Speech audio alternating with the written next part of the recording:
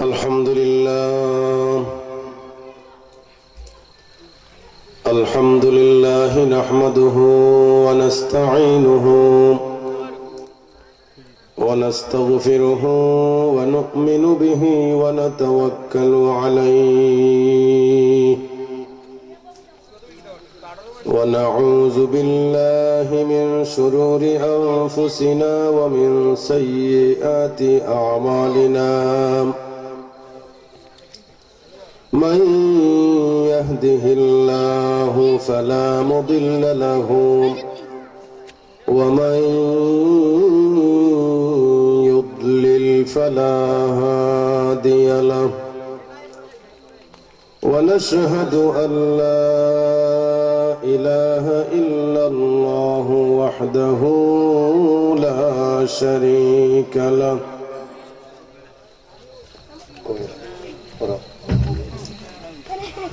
ونشهد أن سيدنا ونبينا وسندنا ووسيلتنا ومولانا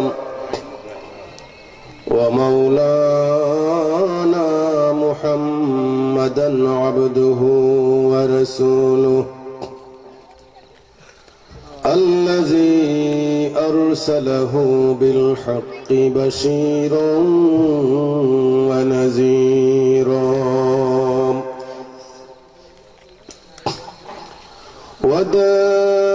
وداعيا إلى الله بإذنه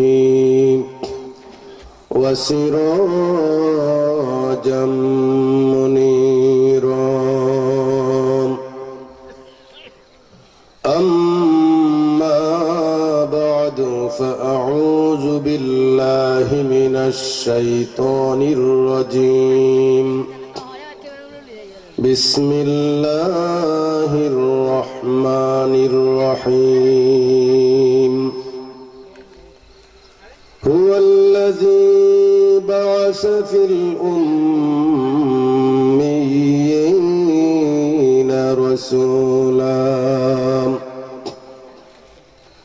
رسولا منهم يتلو عليهم آياته ويزكيهم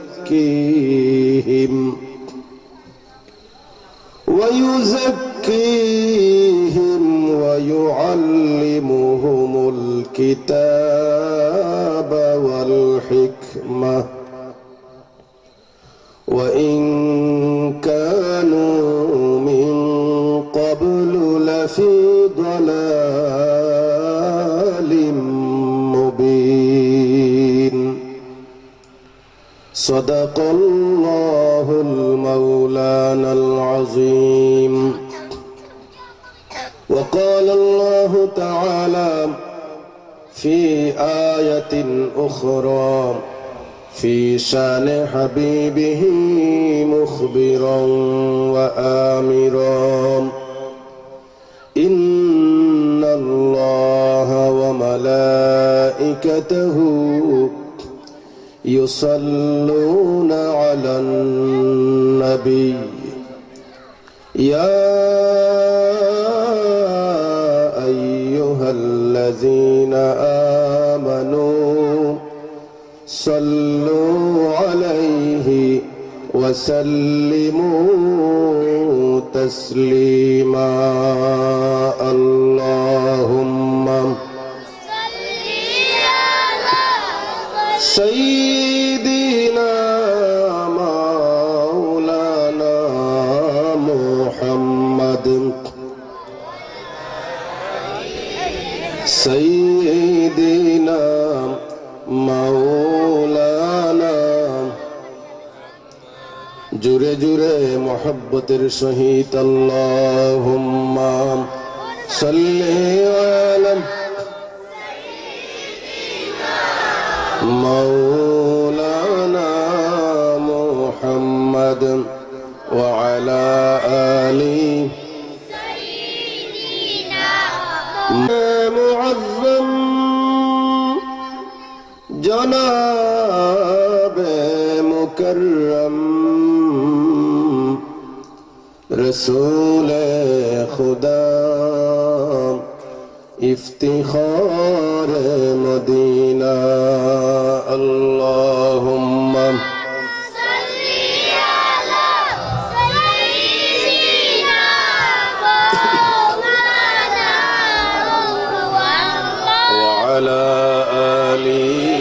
सय्यिदीना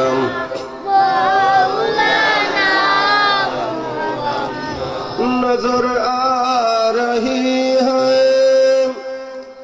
बहारे मदीना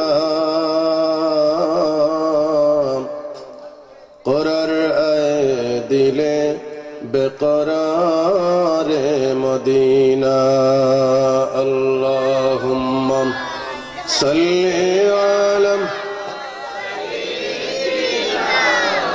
मौलाना मुहम्मद सय्यिदीना मौलाना। जहाँ की ज़मीं पे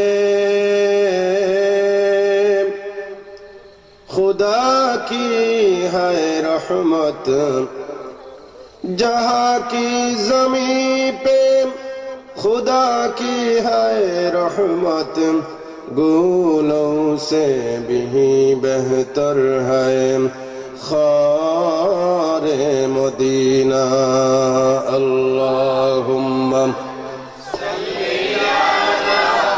सय्यिदीना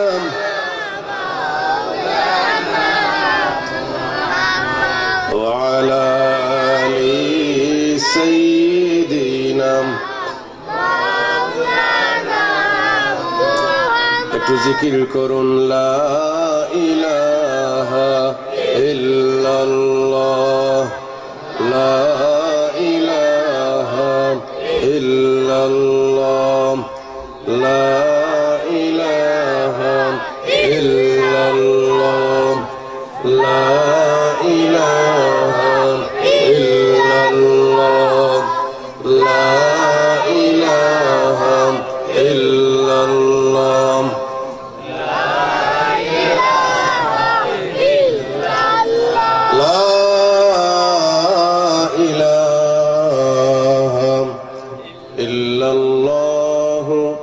মুহাম্মাদুর রাসূলুল্লাহ সাল্লাল্লাহু আলাইহি ওয়াসাল্লাম। পবিত্র ঈদে মিলাদুন নবী সাল্লাল্লাহু আলাইহি সাল্লাম ও রহমাননগর গ্রামের মুর্দেগানদের ইসালে সব উপলক্ষে রহমাননগর সমাজ কল্যাণ সংস্থার উদ্যোগে তৃতীয় ইসলামী মহাসম্মেলন। আজকের এই মাহফিলের সম্মানিত সদর মুহতারম বিশিষ্ট আলেমে দ্বীন অলিকুল শিরোমণি হযরতুল আল্লামা মাওলানা আব্দুল মালিক সুফি সাহেব হুজুর করপাড়া, আজকের মাহফিলে যিনি প্রধান অতিথি হিসাবে আগমন করবেন হযরত মাওলানা প্রখ্যাত ইসলামী চিন্তাবিদ হযরত মাওলানা আবু সালেহ সিদ্দিকী সাহেব, মাগরিবের নামাজের পরে যিনি বিশেষ অতিথির বয়ান পেশ করেছেন আমাদের সিলেটের গৌরব বিশিষ্ট আলেমে দ্বীন হযরতুল আল্লামা মাওলানা সিরাজুল ইসলাম ফারুকী সাহেব দামাত বারাকাতুহুল আলিয়া, আজকে যিনি প্রধান বক্তা হিসাবে এই মাহফিলে আগমন করবেন আমার প্রিয় উস্তাদ পীরে কামিল খলিফায়ে ফুলতলি হযরত মাওলানা মুর্তজা আলী সাহেব আমানতপুরী হুজুর, এবং আমার আসার আগে এশার নামাজের কিছুক্ষণ আগে আপনাদের মসজিদের ইমাম ও খতিব জনাব সোহাইবুর রহমান সাহেব অত্যন্ত সুন্দর কণ্ঠে আপনাদের সামনে বয়ান পেশ করেছেন। আমাকে একটা সাবজেক্ট দেওয়া হয়েছে শান-ই রিসালত। এই সাবজেক্টে যেন আমি আলোচনা করি এটা বলা হয়েছে, আগে এই সাবজেক্ট জানিয়ে দেওয়া হয়েছে। তো আমি আসলে আমার আলোচনার যে সকল দিক যেগুলো আমাকে কেউ সাবজেক্ট না দিলে যে সকল বিষয়ে আলোচনা করি, এগুলো যদি না বলি তাহলে মাহফিলে যাওয়া যেমন আমার নিরর্থক হয়ে যায়। ওইগুলা মিলাইয়া এবং সাবজেক্টের প্রতি একটা হিসাব রেখে কিছু আলোচনা আপনাদের সামনে উপস্থাপন করব। সম্মানিত হাজরিন কেরাম, সামিঈন আযম, এই যে জামানা, এই জামানাটা বড় কঠিন একটা জামানা এসে আমাদের সামনে উপস্থিত হয়েছে।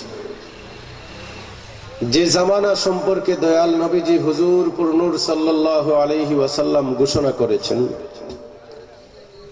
যে এমন একটা সময় আসবে যে সময় ঈমান রক্ষা করা হাতের তালুতে জ্বলন্ত আঙ্গার রাখার মতো কষ্টকর, বরং তার চাইতে আরো কষ্টকর হবে। আল্লাহু আকবার। এই সময়ে আমরা অবস্থান করছি। আমরা যেদিকে তাকাই সেদিকেই দেখি ইখতিলাফের পাহাড়, অনৈক্যের পাহাড়। মুসলমান যেখানে কালেমা এক, নামাজ রোজা হজ যাকাত কিবলা সবকিছু এক, মুসলমান এক থাকার কথা ছিল, কিন্তু সামান্য সামান্য ইখতিলাফে এগুলাকে বড় আকার ধারণ করে, বড় আকার দিয়ে শেষ পর্যন্ত নিজেদের মধ্যে কলহ এমন ভাবে বিস্তার লাভ করেছে যে মুসলমানদেরকে দেখে কিছু বিধর্মীরা হাসাহাসি করছে। এগুলাও হওয়ার কথা, কারণ দয়াল নবীজি হুজুর পুরনুর সাল্লাল্লাহু আলাইহি সাল্লাম যখন ইসলামের দাওয়াত দেন, আমি আমার আলোচনা এগুলো বলবো, তবে আগেই এই কথাটা বলছি এ কারণে যে আমার কথাটা যাতে আমি আপনাদেরকে বোঝাতে পারি যে আল্লাহর রাসূল সাল্লাল্লাহু আলাইহি ওয়াসাল্লাম যখন দ্বীনের দাওয়াত দেন, তখন এক শ্রেণীর মানুষ মনে প্রাণে সেটা বিশ্বাস করেছিলেন, নবীর দাওয়াত গ্রহণ করেছিলেন, কালেমা পড়ে নিজেদেরকে মুসলমান হিসাবে পৃথিবীতে প্রতিষ্ঠিত করেছিল। আল্লাহর নবী হুজুর পুরনুর সাল্লাল্লাহু আলাইহি সাল্লামকে জান মাল দিয়ে সাহায্য করেছিল। কিছু সংখ্যক লোক ওই সময়ও ছিল যারা দয়াল নবীজি হুজুর পুরনুর সাল্লাল্লাহু আলাইহি ওয়াসাল্লামের সাথে থাকতো, একসাথে খাবার খাইতো, এক ধরনের লেবাস পরতো, এক ধরনের কথাবার্তা বলতো। মুসলমানদের যারা আল্লাহর হাবিবের প্রেমে একদম বিভোর ছিলেন, আল্লাহর হাবিব হুজুর পুরনুর সাল্লাল্লাহু আলাইহি সাল্লামের সামনে থেকে গিয়ে একটা মুহূর্ত থাকতে পারতেন না, তাদের চাইতেও আরো দেখা যেত ওরা আরো বেশি মুসল্লি। এরকম কিছু লোক ছিল কিনা বলেন, জোরে বলেন, আওয়াজ দিয়ে ছিল কিনা? এই যারা ছিল এদের নাম কি জানেন আপনারা? এরা হলো মুনাফিক। আল্লাহ পাক এদেরকে চিহ্নিত করে দিয়েছেন যে যদিও এরা আপনার কথা বলছে, আপনার দ্বীন গ্রহণ করেছে, আপনার সাথে চলছে, আপনার সাহাবায়ে কেরামের সাথে ওঠা বসা করছে, আপনার সাথে ওঠা বসা করছে, কিন্তু ওরা মুমিন নয়, ওরা মুমিন নয়, ওরা মুনাফিক। এই মুনাফিকেরা কি রাসূলুল্লাহর জামানাতেই ছিল না শুধু এখন ওই সময় ছিল আর এখন নাই এরকম না? এখনো আছে। জোরে বলেন না, এখনো আছে না নাই? আছে, নিশ্চিত আছে।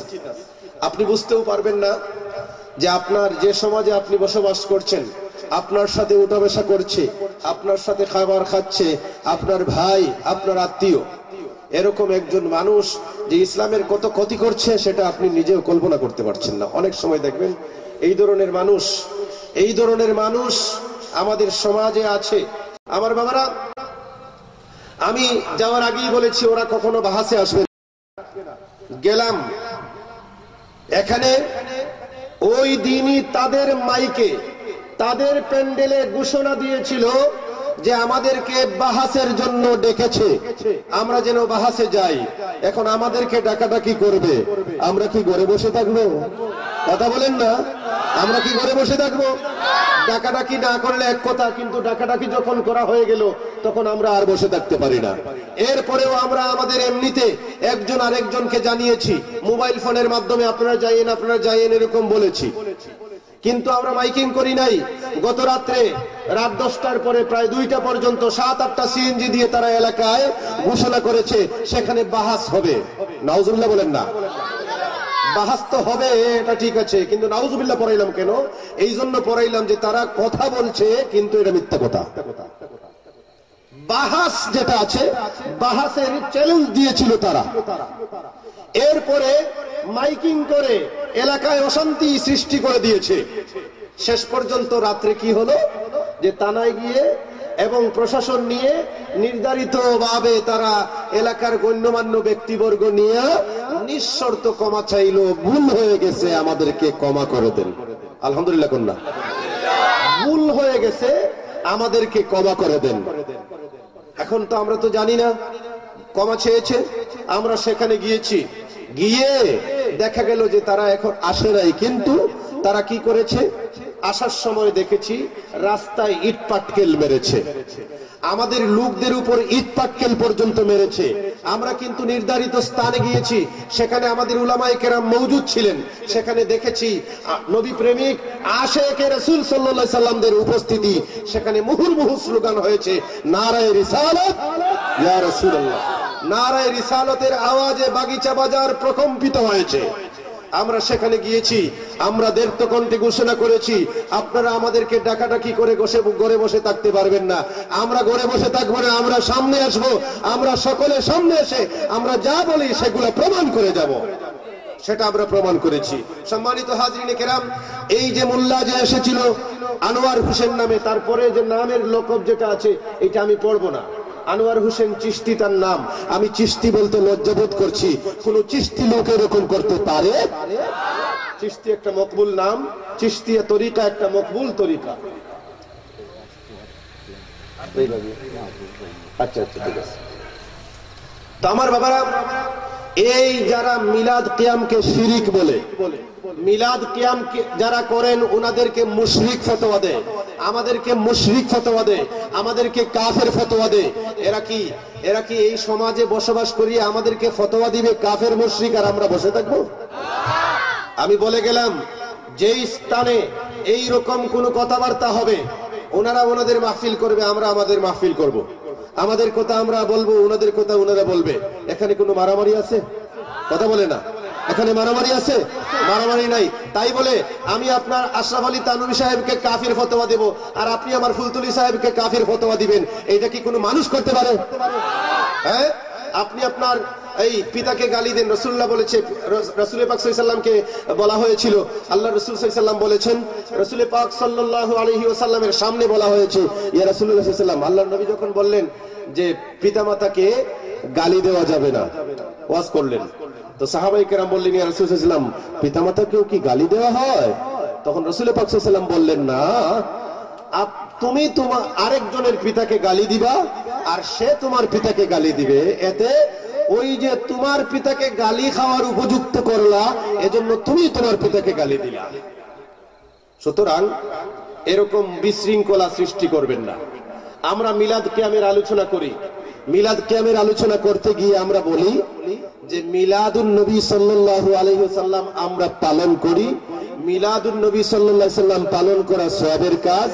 আমরা যারা পালন করে না তাদেরকে গুমরাহ বলি না, তাদেরকে কাফের মুশরিক বলি না, যারা ফতোয়াবাজি করে তাদের সাথে আমাদের কথা। যারা মিলাদ পড়লো না, আপনার গ্রামে একজন মানুষ মিলাদ পড়ে না, এই জন্য কি আপনি তারে পঞ্চায়েতের বাদ দিবেন? কথা বলেন, পঞ্চায়েতের বাদ দিবেন? পঞ্চায়েতের বাদ দিবেন না। কিন্তু এরা যদি এইরকম সৃষ্টি করে, পরিবেশ সৃষ্টি করে যে আমরা দাঁড়াইলাম ইয়া নবী সালামু আলাইকা, আর ওরা বলল, ওই দেখো তারা বলতেছে ইয়া নবী, কি বলে জানেননি এগুলা? হ্যাঁ, অনেকেই বলে তাকে, আমি নিজে শুনেছি যে সলা এইরকম করিয়া, মানে সলা মেলাই দেওয়া কয়, নাউজুবিল্লাহ কন্যা, ওয়াজের মধ্যে কয়, ওয়াজের মধ্যে বলে, তার ঈমান আছে? জোরে বলেন না, ঈমান আছে? ওই ইয়া নবী সালামু আলাইকা নিয়ে যারা তিরস্কার করে, কটূক্তি করে, তাদের জবাব দেওয়ার জন্য আমরা সদা সর্বদা প্রস্তুত আছি, ঠিক কিনা বলেন? আর যারা এ সকল নিয়ে কথাবার্তা বলে না, মিলাদ পড়ে না, তার সাথে আমাদের লাঠি মারা নাই। আমরা লাঠি মারবো না, এ মিলাদ পড়লে পড়ুক, না পড়লে নাই। আমার বাবারা, তো আমরা আজকে কি করে এসেছি এই কথাগুলো বললাম, যে সরাসরি সুস্পষ্টভাবে মাইকে ঘোষণা করা হয়েছে যে এখানে তারা নিঃশর্তভাবে ক্ষমা চেয়েছে। এমপি, সাবেক এমপি আপনাদের এলাকার, আপনারা তো বিশ্বনাথ, আপনাদের সাবেক এমপি সাহেব নিজ কণ্ঠে ঘোষণা করেছেন। আপনাদের উপজেলার সভাপতি, আওয়ামী লীগের সভাপতি পঙ্কি খান, সভাপতি তো, উনি নিজ কণ্ঠে ঘোষণা করেছেন যে তারা নিঃশর্ত ক্ষমা চেয়েছে। নিঃশর্ত শব্দটা অ্যাড করে নিঃশর্ত ক্ষমা চেয়েছে। আমাদের কামাল বাজারের প্রিন্সিপাল হুজুর, আমাদের মহাসচিব, উনি বলেছেন যে ক্ষমা করা তো মহত্বের লক্ষণ, সুতরাং আমরা ক্ষমা করে দেই। তবে উপস্থিত জনতা সেটা মানতে রাজি হয় নাই। শেষ পর্যন্ত না, আমরা বারবার অনুরোধ করেছি, ওনাদেরকে বলা হয়েছে শান্ত পরিবেশ শৃঙ্খলা বজায় রাখার জন্য। আমরা সেটা ঘোষণা করে এসেছি, যেহেতু তারা ক্ষমা চেয়েছে আমরা ক্ষমা করে দিলাম। আর যেন ভবিষ্যতে এই ধরনের মোল্লা মুন্সি এলাকায় আসতে পারে না। রাজি আছেন তো? যারা এই ধরনের বিশৃঙ্খলা সৃষ্টি করে, যারা মিলাদ কিয়াম নিয়ে ব্যঙ্গ করে, রাসূলুল্লাহকে নিয়ে ব্যঙ্গ করে, গায়েবের খবর রাসূলুল্লাহ জানেন, এই বিষয়ে ফতোয়াবাজি করে, তাদেরকে এই এলাকায় আসতে দেওয়া। প্রস্তুত আছেন তো? প্রস্তুত থাকবেন, তবে লাঠি দিয়ে না। যারা আনবে এরা কারা? আপনাদেরই সন্তান, কথা বলেন না। এরা কারা? আপনাদেরই সন্তান, আপনাদের ঘরে থাকবে, আপনি, আপনার সন্তান আপনার খাবে। আর আপনার বাপদাদা 14 গোষ্ঠী মিলাদ কিয়াম করেছেন, তার বাপদাদা 14 গোষ্ঠী মিলাদ কিয়াম করেছেন। আর মিলাদ কিয়ামকে শিরিক ফতোয়া দেবে, রাসূলুল্লাহ সাল্লাল্লাহু আলাইহি সাল্লামকে নিয়ে ব্যঙ্গ করবে, ইয়া নবী সাল্লাল্লাহু আলাইহি নিয়ে ব্যঙ্গ করবে। আর তাদেরকে আপনারা আসতে দিবেন? আপনার এই ছেলেরা যারা আছে, যারা নওজোয়ান, তাদেরকে বুঝাবেন, হ্যাঁ তোমরা আলিম আনো, তোমাদের এলাকায় আলিম আছেন। কওমি মাদ্রাসা আমরা বন্ধ করার জন্য বলছি না, বলছি না। কওমি মাদ্রাসায় পথে চলবে, আলিয়া মাদ্রাসার পথে চলবে। কিন্তু একজন আরেকজন নিয়ে ব্যঙ্গ করবে, এটা কোনো আলেমের খাসলত হতে পারে? এরা যারা নিকৃষ্ট কথাবার্তা বলে, এদের শেষ পর্যন্ত জন্মে দোষ আছে, খুঁজে দেখেন। এদের জন্মে সমস্যা আছে। যদি জন্মে সমস্যা না থাকতো তাহলে এই ধরনের কথাবার্তা বলতো না। আমার বাবারা দেখুন, এই যে ব্যক্তি কথা বলেছে আনোয়ার হোসেন, তার বাড়ি নরসিংদী। কোথায় বাড়ি? কথা বলে না। উনি কি গাজীনগরের শেখ সাহেব? গাজীনগরের শেখ সাহেব এগুলো বলেন নাই, কাতিয়ার শেখ সাহেব জীবনে এগুলো বলেন নাই। আপনাদের এলাকায় যে আরো আছেন না, ওনারা এইরকম কথাবার্তা বলেন না। হ্যাঁ, তারা হয়তো মিলাদ পড়েন না। আমি তো আগেই বলেছি, যারা মিলাদ পড়ে না তাদেরকে আমরা লাঠি দিয়ে পিটাইয়া মিলাদ পড়াবো না। এটা মিলাদ বলে নাই, এটা মিলাদুন নবী সাল্লাল্লাহু আলাইহি সাল্লামের আশেকরা, এই যারা মিলাদুন নবী প্রতিষ্ঠা করেছেন, ওনাদের উসুলের মধ্যে এটা নাই যে যারা মিলাদ পড়ে না তাদের খান ছিঁড়ে নাও, তাদেরকে পিটা দাও, লাত্তি মুরকর দাও, এগুলা বলে নাই। আর এই যারা নরসিংদী থেকে আইসা উল্টাপাল্টা বক্তব্য দিবে, এদেরকে আমরা প্রতিহত করব। নরসিংদী জানেননি কিসের এলাকা? ওইটা তাঁতি এলাকা। ওই আমাদের সমাজের মধ্যে কিছু মানুষ আছে না, কি এই নিচের শ্রেণীর মানুষ আছে না নাই? কথা বলে না বাবা, আছে না নাই? এদের সাথে আপনারা সম্পর্ক করেননি, কুটুমিত্যা করেন না। এদের সাথে আপনারা কুটুমিত্যা করেন না, কারণ কম জাত। কি কম জাত? ওই তাঁতি এক শ্রেণী, ওরা কম জাত। কিতাবের মধ্যে আছে কম জাতের উদাহরণ দিতে ওই তাঁতির কথা আনা হয়েছে। প্রথমে তাঁতির কথা বলা হয়েছে। তাঁতি যারা, এই তাঁতি নরসিংদীতে বসবাস করে, এই তাঁতিরা তো তাঁতির মতোই কথা বলবেন। কি বলেন আপনারা? আমরা জবাব দিয়েছি। আপনারা আমি কেন বললাম এই কথাগুলা? আমি আপনাদেরকে জানিয়ে দিলাম, এলাকায় জানিয়ে দিলাম যে তারা নিঃশর্ত ক্ষমা চেয়েছে। এখন বারবার তো ক্ষমা চাওয়া যাবে না। সুতরাং আর যদি পরিবেশে এরকম সৃষ্টি করা হয়, তাহলে সাথে সাথে জবাব দেওয়ার জন্য প্রস্তুত থাকবেন। আল্লাহ পাক আমাদেরকে তৌফিক দান করুন। একটু দুরূদ শরীফ পড়ুন, সাল্লাল্লাহু আলা সাইয়্যিদিনা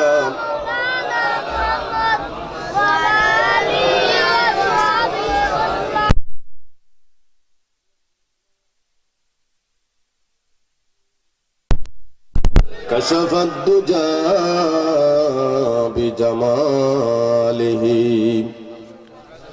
حسنت جميع خصاله صلوا عليه وآله اسلام বেটা কোয়েলটা হরে কে আপনারা কোয়েলটা হরে بلغ العلا بكماله كشف الدجى بجماله حسنت جميع خصاله صلوا عليه وآله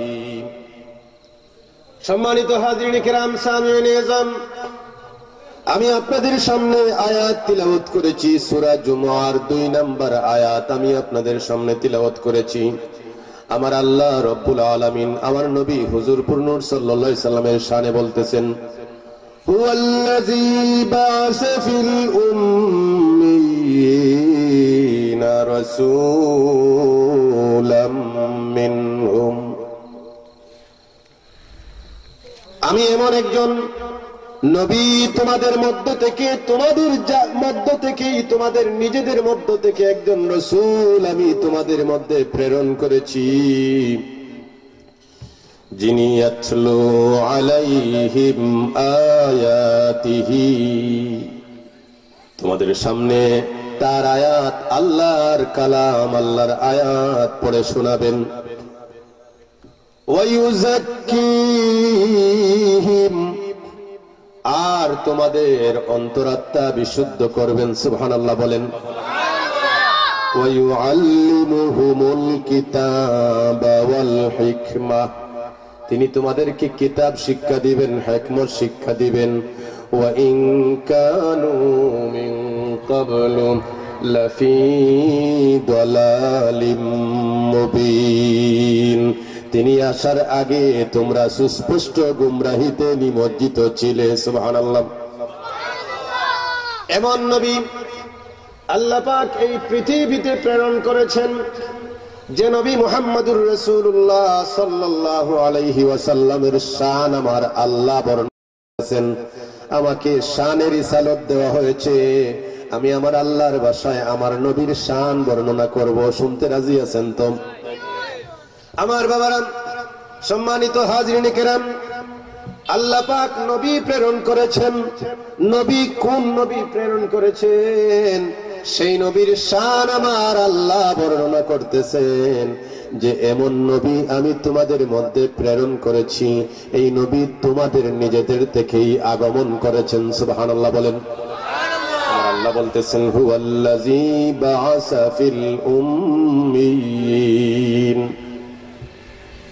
উম্মি জাতির মধ্য থেকে একজন রাসূল প্রেরণ করা হয়েছে আল্লাহ পাকের আয়াতে সুস্পষ্ট ঘোষণা করা হচ্ছে জাতি এমন একটা জাতি যে জাতি উম্মি এই উম্মি জাতির মধ্য থেকে নবী এসেছেন আমার বাবারা আমার ভাইরা আমার আল্লাহ পাক এখানে ওয়াজ করেছেন যে জাতি এমন এক জাতির মধ্য থেকে নবী প্রেরণ করেছি এই জাতি উম্মি আমার কথা কি বুঝতে পারতেছেন এখন কোন এই আয়াতে এই অংশের মধ্যে আমার আল্লাহ পাক কি বললেন এমন নবী প্রেরণ করেছি তিনি উম্মি না তার জাতি উম্মি একটু আওয়াজ দিয়ে বলেন ভাই যে এমন নবী প্রেরণ করেছি তিনি উম্মি না তার জাতি উম্মি জাতি উম্মি আমার আল্লাহ বলতেছেন বা'আসা ফিল উম্মিয়িনা উম্মি জাতির মধ্যে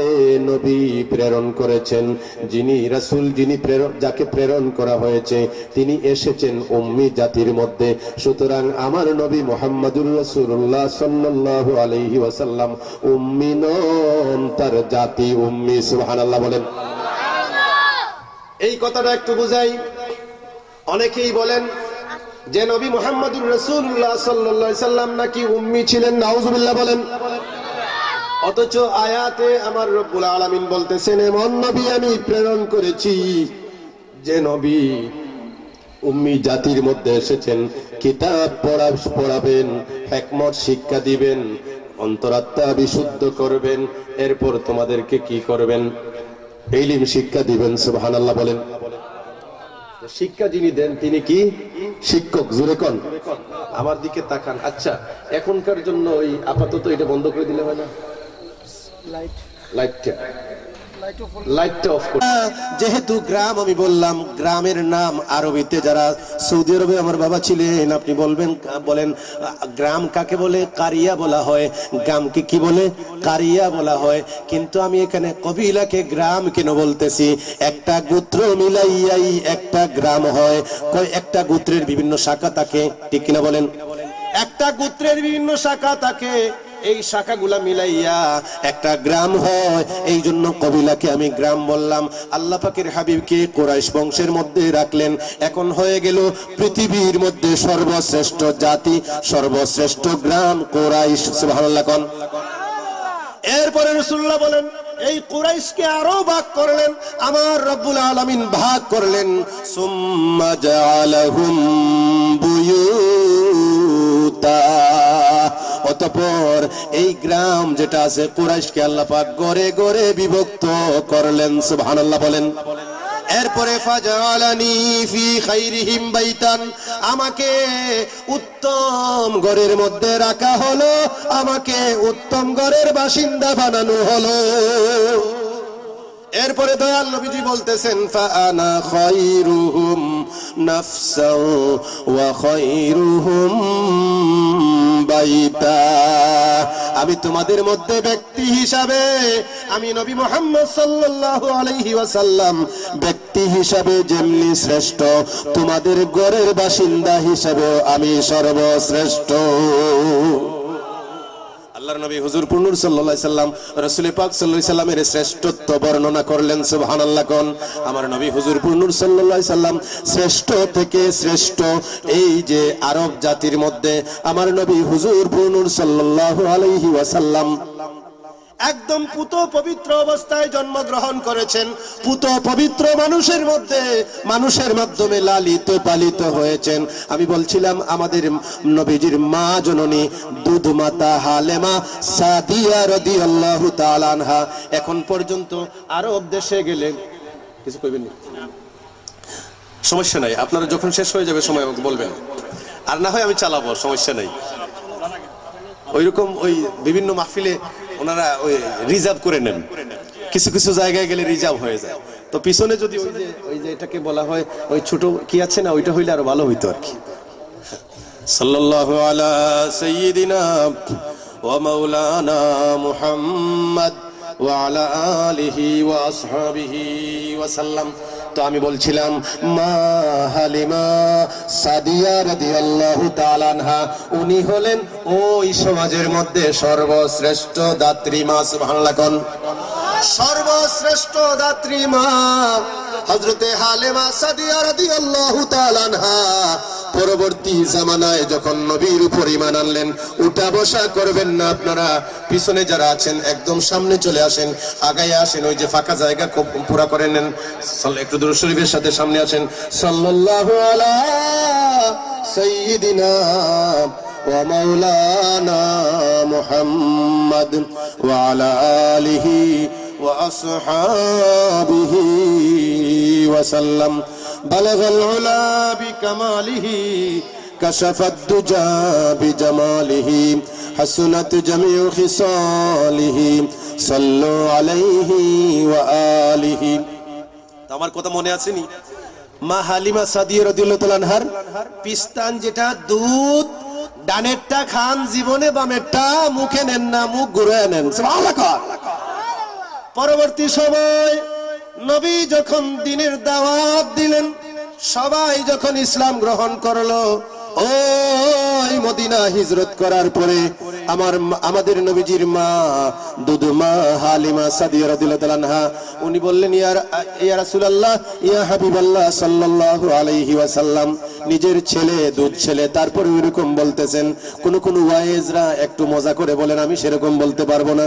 আল্লাহর নবী হুজুর নূর সাল্লাল্লাহু আলাইহি ওয়াসাল্লামকে বললেন ইয়া রাসূলুল্লাহ ইয়া হাবিবাল্লাহ সাল্লাল্লাহু আলাইহি ওয়াসাল্লাম, ওই শিশু যখন ছিলেন আপনি আমার কোলে ছিলেন, আমার দুধ আপনি পান করতেন, আমি আপনাকে ডান স্তনের দুধ দিতাম, খাইতেন, কিন্তু যখন বাম স্তনের দুধ দিতাম, ইয়া রাসূলুল্লাহ আপনি মুখটা ঘুরাইয়া নিতেন, বাম স্তনে মুখ লাগাইতেন না। ইয়া রাসূলুল্লাহ, ইয়া হাবিবাল্লাহ সাল্লাল্লাহু আলাইহি সাল্লাম, আমি জানতে চাই নবী গো, ওইটার কারণ কি? আপনি বাম স্তন কেন পান করতেন না? আমার নবীজি, দয়াল নবীজি হুজুরপুর নূর সাল্লাল্লাহু আলাইহি সাল্লাম বললেন, মাগো আমার মা হালিমা সাদিয়া রাদিয়াল্লাহু তাআলা আনহা, আপনি যখন আমাকে ডান স্তনের দুধ পান করাইতেন, আমি নির্দ্বিধায় সেটা পান করতাম, কিন্তু যখন আমাকে বাম স্তনটা দিতেন, বাম স্তনে মুখ লাগানোর সময় আমার সামনে একটা চেহারা ভেসে যেত, আমার দুধ ভাই আব্দুল্লাহর চেহারা। সুবহানাল্লাহ। আমি চিন্তা করতাম, আমি যদি ডান স্তনের দুধ খাইলাম, যদি দুই স্তনের দুধ আমি খেয়ে নেই, বাম স্তনের দুধও আমি খেয়ে নেই, আমার ভাই আব্দুল্লাহ উপোস থাকবে, আমার ভাইয়ের জন্য আমি বাম স্তন রাখিয়া দিতাম। আমি জানতে চাই, আমার নবীজি শিশু অবস্থায়, দুধের শিশু, উসওয়ায়ে হাসানা, উত্তম আদর্শ পৃথিবীর মধ্যে রাখছেন কিনা বলেন? তাহলে দেখা যায় রাসূল পাক সাল্লাল্লাহু আলাইহি ওয়াসাল্লাম উত্তম আদর্শ রেখেছেন ওই শিশু অবস্থায়। সুতরাং শিশুদের আদর্শ ও রাসূল পাক সাল্লাল্লাহু আলাইহি ওয়াসাল্লাম, রাসূল পাক সাল্লাল্লাহু আলাইহি ওয়াসাল্লাম বৃদ্ধদের আদর্শ, যুবকের আদর্শ, পুরুষের আদর্শ, মহিলার আদর্শ, শিশুদের আদর্শ। রাসূলুল্লাহ বলে 40 বছরের আগে ছিলেন মুহাম্মদ ইবনে আব্দুল্লাহ, আর 40 বছর পর হইছেন মুহাম্মদুর রাসূলুল্লাহ। নাউযুবিল্লাহ বলে। আপনারা কইবেন আমি বানায় বানায় কইছি, এগুলা শুনছেন নি ওয়াজ? না শুনলে আমি শুনছি। আপনাদের ওই পার্শ্বের মাদ্রাসা সিংহের খাস আলিম মাদ্রাসা থেকে আলিম পাশ করেছি, আপনাদেরই সন্তান আমি। বিশ্বনাথে যখন পরীক্ষা দিলাম, পরীক্ষা দিতে যাচ্ছি, একদিন আমার পরীক্ষা শেষ হয়ে গেল, আমি একটু আগে বের হয়ে গেলাম। ওই যে দান বিক্রি করে, ওইটার নাম কি? কথা কয় না, দান বিক্রি করে না এক জায়গায় বিশ্বনাথে, ওই পারে পুরান বাজারের কোনার মধ্যে দান বিক্রি করে না? এখন করেনি, এখনো করে। দানাটা ডাকেনি, এটারে দানাটা পুলের নিচে, একদম নিচের জায়গাটা, ওই জায়গার মধ্যে একটা মাহফিল হচ্ছিল, সিরাতুন নবী মাহফিল। আমি নাম ধরে বলবো, আমি ইখফা করি না, সবকিছু আমার ইজহার, কারণ আমি আপনাকে গালি দিচ্ছি না, সুতরাং নাম নিতে আমার কোনো প্রবলেম নাই। আর আমার বাড়িতে যদি নাম নিতে না পারি তাহলে কই নেব গিয়া? আগেই জানি এখানে একটা মাহফিল হবে, চিন্তা করলাম আজকে যেহেতু পরীক্ষা শেষ হয়ে গেছে, আর আগামী দিনও পরীক্ষা একদম সহজ, তাইলে একটু দাঁড়াই না, হয়তো হুজুররা দেখলে হয়তো পিটানি দিবেন, তো লুকিয়ে সবাই গিয়া কোনায় গিয়ে দাঁড়াইছি। ওই সময়ের সিলেটের অবসরপ্রাপ্ত মুহাদ্দিস, এখন আছেন ফতেহপুর মাদ্রাসায়, ওই জলিল সাহেব নাকি ওনার নাম, আব্দুল জলিল সাহেব না, জিল্লুর রহমান, জিল্লুর রহমান, এই আমার ভাই আমাকে স্মরণ করে দিয়েছে, আলহামদুলিল্লাহ। জিল্লুর রহমান সাহেব, জিল্লুর রহমান সাহেব ওয়াজ করতেছিলেন, উনি মিলাদুন নবী এবং সিরাতুন নবীর তফাৎ বুঝাচ্ছেন। তফাৎ বুঝাইয়া শেষ পর্যন্ত কইতেছেন যে মিলাদুন নবী হলো রাসূলুল্লাহর 40 বছরের আগে, আর সিরাতুন নবী হলো 40 বছরের পরে। মিলাদুন নবী হলো মুহাম্মদ ইবনে আব্দুল্লাহ, আর 40 বছরের পরে, এরপর কইছেন, এরপর ভাঙ্গা কইছেন যে 40 বছরের আগে ছিলেন মুহাম্মদ ইবনে আব্দুল্লাহ, 40 বছর পরে হইছেন মুহাম্মদুর রাসূলুল্লাহ। এখন মিলাদুন নবী হইল মুহাম্মদ ইবনে আব্দুল্লাহ, আর সিরাতুন নবী হইল মুহাম্মদুর রাসূলুল্লাহ। এখন আমরা মুহাম্মদ ইবনে আব্দুল্লাহ না মুহাম্মদুর রাসূলুল্লাহর সাথে? সকলে কইতেছে আমরা মুহাম্মদুর রাসূলুল্লাহর সাথে। পাবলিক কি এটা মুহাম্মদুর রাসূলুল্লাহর লোক ছাড়তে পারবে? কথা বলে না। এমন যুক্তি উনি উপস্থাপন করেছেন। আমি জানতে চাই, আপনারা কোন রাসূলুল্লাহ 40 বছরের আগে মুহাম্মদ ইবনে আব্দুল্লাহ আর 40 বছর পরে মুহাম্মদুর রাসূলুল্লাহ হইছেন, না একদম জন্মলগ্ন থেকেই মুহাম্মদুর রাসূলুল্লাহ? জুড়ে বলেন নাকি? জন্মগ্রহণ করেছেন মুহাম্মদুর রাসূলুল্লাহ, স্কন্দের মধ্যে মুহাম্মদুর রাসূলুল্লাহর শিল মারা ছিল, ঠিক কি বলেন? রাসূল আল্লাহু আকবার, রিসালাত ইয়া রাসূলুল্লাহ, নবীর শত্রুরা খুশি। এখন আমি চিন্তা করলাম এত বড় আলিম, উনার মুখ থেকে এই যুক্তি কেমনে শুনলাম, আশ্চর্য হয়ে গেলাম। উনাদের সম্পর্কে আমার ভাবধারা পাল্টে গেল, যে এত নিচের উদাহরণ কেমনে দিতে পারলেন। উনি অন্যভাবে বুঝাইতে পারতো, কিন্তু 40 বছর আগে ছিলেন মুহাম্মদুর রাসূলুল্লাহ, মুহাম্মদ ইবনে আব্দুল্লাহ, 40 বছর পর হইছেন মুহাম্মদুর রাসূলুল্লাহ। এটা কোন মুমিন বলতে পারে?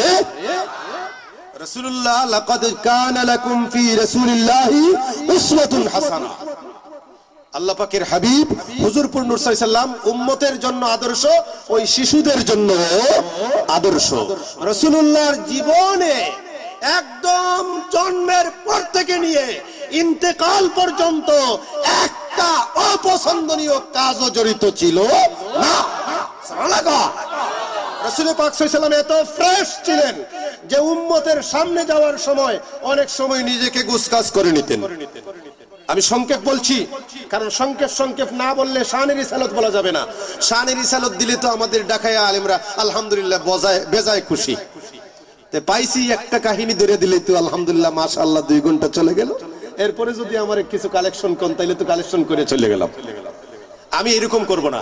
শানের রিসালত যেহেতু ধরেছি, ছোট ছোট কথা বলে সবগুলা বলার চেষ্টা করব যতটুকু পারি। আমার বাবারা, আল্লাহর রাসূল সাল্লাল্লাহু আলাইহি ওয়াসাল্লাম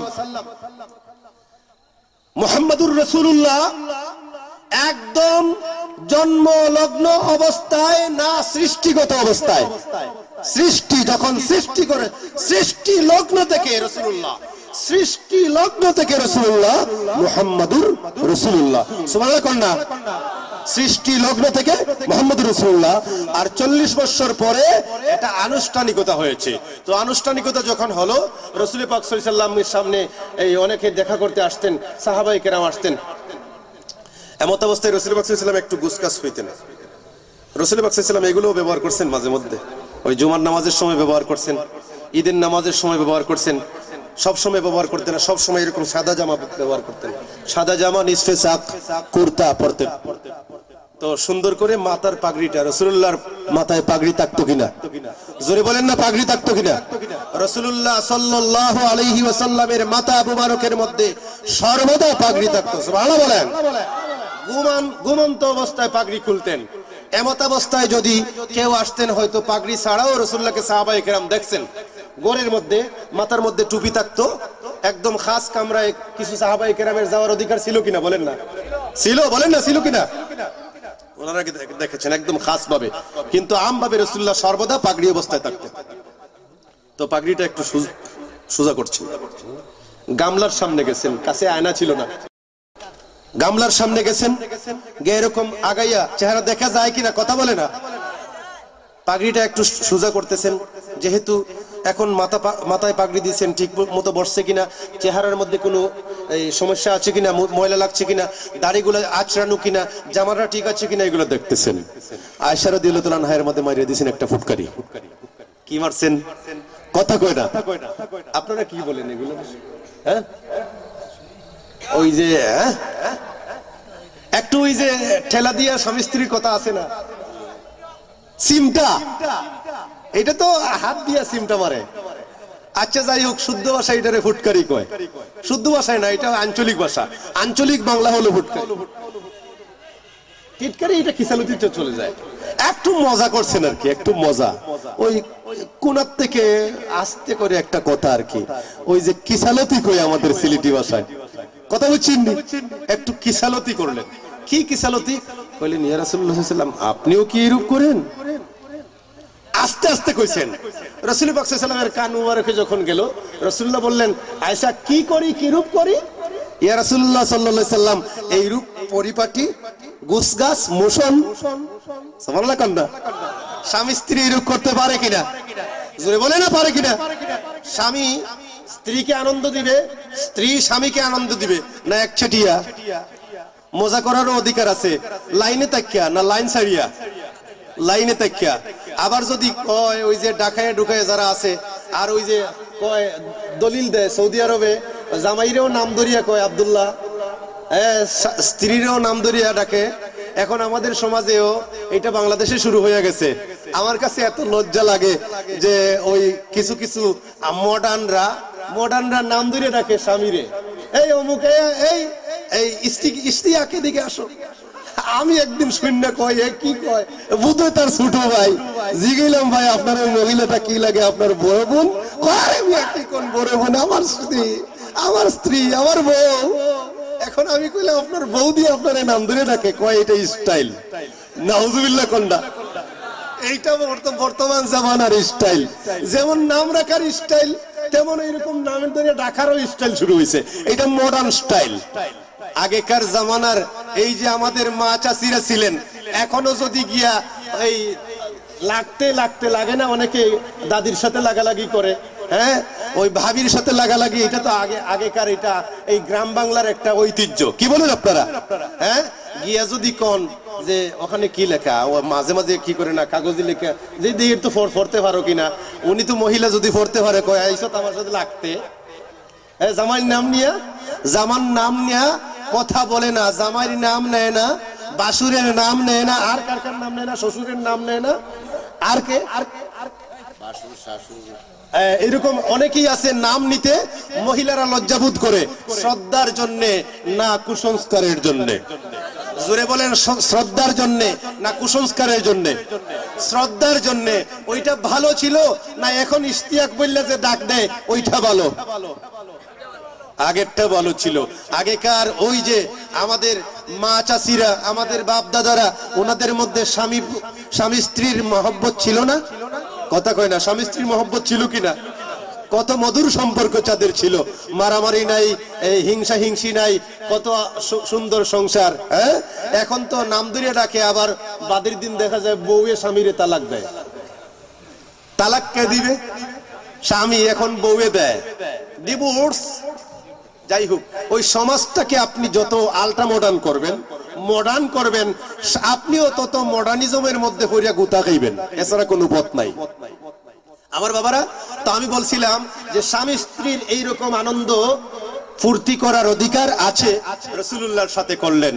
রাসূলুল্লাহ কি উসওয়ায়ে হাসানা? জোরে কোন না? এই উসওয়ায়ে হাসানা কে দিয়েছেন? জোরে বলেন না, কে দিয়েছেন? আল্লাহ যেহেতু উসওয়ায়ে হাসানা বানিয়েছেন, সুতরাং এই সকল বিষয় সবকিছু পরবর্তীতে দরকার লাগবে, এই জন্য রাসূলুল্লাহর মাধ্যমে এইগুলার উদাহরণ দিয়ে দিচ্ছেন আল্লাহ পাক সুবহানাল্লাহ। আয়েশারে আমি কেমন করি যে এই রূপ পরিপাটি, এই রূপ মোশন। আল্লাহর নবী হুজুর পুরনুর সাল্লাল্লাহু আলাইহি সাল্লাম, নূর নবী, নূরুন আলা নূর, ইমামুল মুরসালিন, খাতামুন নবিয়্যিন, হাবিবুল্লাহ হুজুর পুরনুর সাল্লাল্লাহু আলাইহি সাল্লাম জবাব দিলেন, আয়েশারে আমরা হলাম আল্লাহর নবী, ঈমান দিতে এসেছি, ঈমান নেবার জন্য আসি নাই। সুবহানাল্লাহ বলেন। আয়েশারে, আমার যে উম্মত আমার সাথে দেখা করার জন্য এসেছে, আমার মাথার পাগড়িটা যদি একটু বাঁকা থাকে, আমার চেহারার মধ্যে যদি একটু মাটি লেগে থাকে, দাড়িগুলো যদি আশ্রানো না থাকে, যদি কোনো উস্কু কুস্কু ভাব থাকে, আর আমার ওই উম্মত যদি এরকম ভাব নেয় যে নবী মুহাম্মদ সাল্লাল্লাহু আলাইহি সাল্লামের পাগড়িটা একটু বাঁকা, চেহারাটা মলিন, পাঞ্জাবিতে ময়লা বোধহয় দেখেন নাই কোনোদিন, 3 সপ্তাহ বোধহয় হয়ে গেছে এই জামাটা পাল্টান নাই, যেই মুহূর্তে ভাবটা আসবে এইরকম মনের মধ্যে আসবে, সাথে সাথে আমার ওই উম্মতের ঈমানটা চলে যাবে। আমরা ঈমান দেওয়ার জন্য এসেছি, ঈমান নেবার জন্য আসি নাই। আমার বাবারা, আল্লাহর নবী হুজুর পুরনুর সাল্লাল্লাহু আলাইহি সাল্লাম উসওয়ায়ে হাসানা, আল্লাহর নবী হুজুর পুরনুর সাল্লাল্লাহু আলাইহি সাল্লাম আদর্শ, এমন আদর্শ, তার আদর্শের কোনো তুলনা নাই। একটু দুরূদ শরীফ পড়ুন, সাল্লাল্লাহু আলা সাইয়্যিদিনা ওয়া মাওলানা মুহাম্মদ ওয়া আলা আলিহি ওয়া আসহাবিহি ওয়া সাল্লাম। সাল্লাল্লাহু আলা সাইয়্যিদিনা ওয়া মাওলানা মুহাম্মদ ওয়া আলা আলিহি ওয়া আসহাবিহি ওয়া সাল্লাম।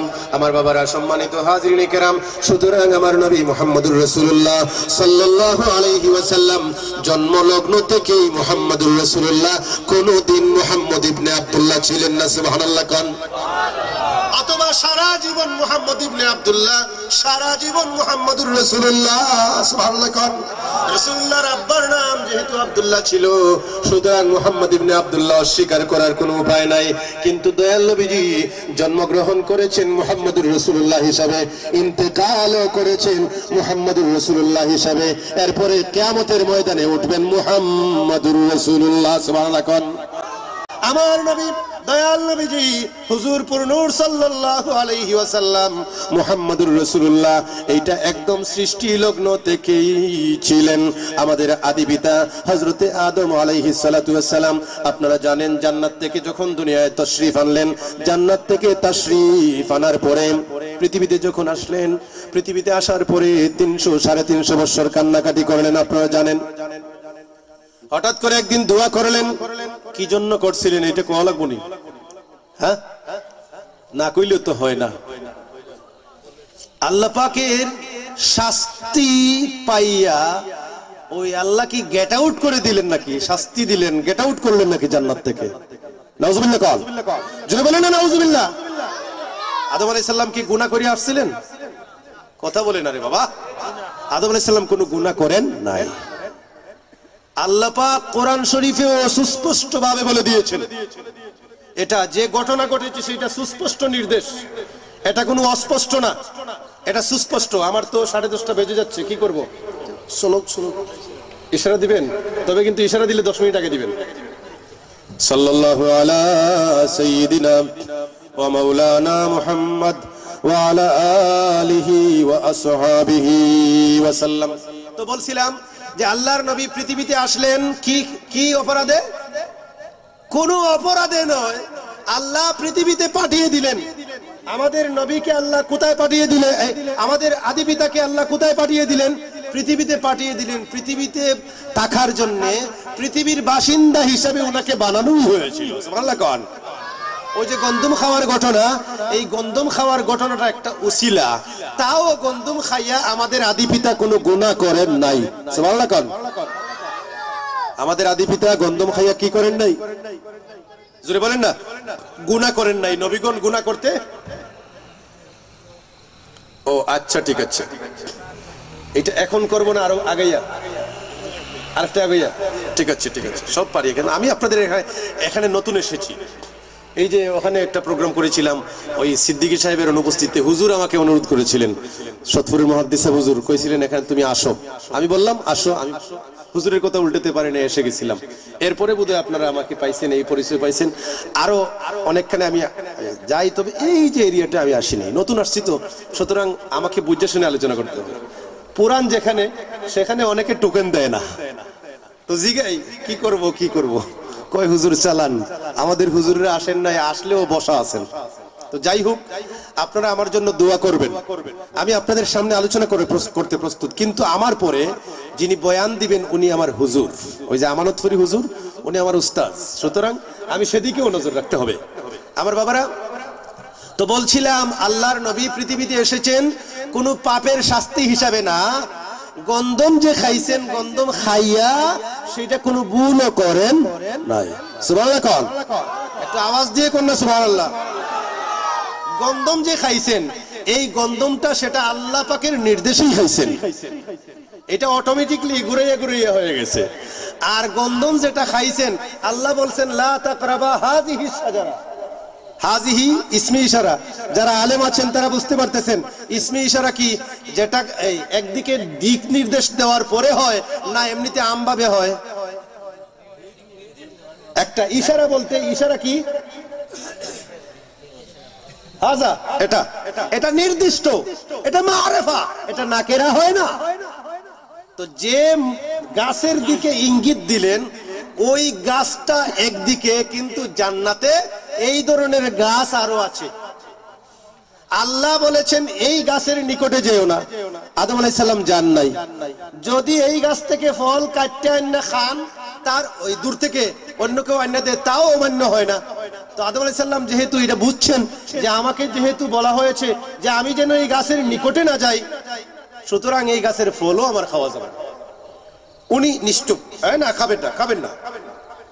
শয়তান আয়েশা বারবার ধোঁকা দিচ্ছে, কাজ হয় নাই, গেছে পিছনের রুমে গিয়া দেখছে একজন মহিলা বসা।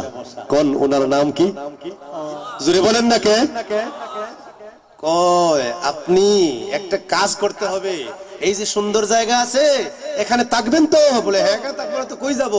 যে এখানে যদি থাকতে হয় তাহলে গন্ধম গাছের গোটা খাইতে হইব। তো এটা তো নিষিদ্ধ, খাবো না। নিষিদ্ধ তো ওইটার কথা কইছেন, ওই পাশের এটা তো আর নিষেধ করেন নাই। অনেক প্ররোচনা দিয়া শেষ পর্যন্ত উনারে খাওয়াইয়া দিল। খাওয়ানোর পরে কইল এই হইছে এখন আরেক মুসিবত, আপনি তো খাইছেন, আপনি থাকবেন জান্নাতে আর আপনার স্বামীরে পাঠানো হবে দুনিয়ায়। এখন দুইজন দুইখানে থাকবেন, জীবনে আর দেখা হবে না। এখন কোন স্ত্রী স্বামী হলে থাকতে পারে? আরে বাবা কথা কয় না, লজ্জার কথা নাকি এটা? তো আবার এই সমস্যা হয়ে যায় যে একটা পুরুষ যদি মহিলার দিকে একটু কি থাকে, বউয়ের সাথে একটু ভালো সম্পর্ক থাকে, তো আশপাশের ঘরের লোকেরা কয় মাউগা। আচ্ছা খন বিয়া করাইলেন কি জন্য?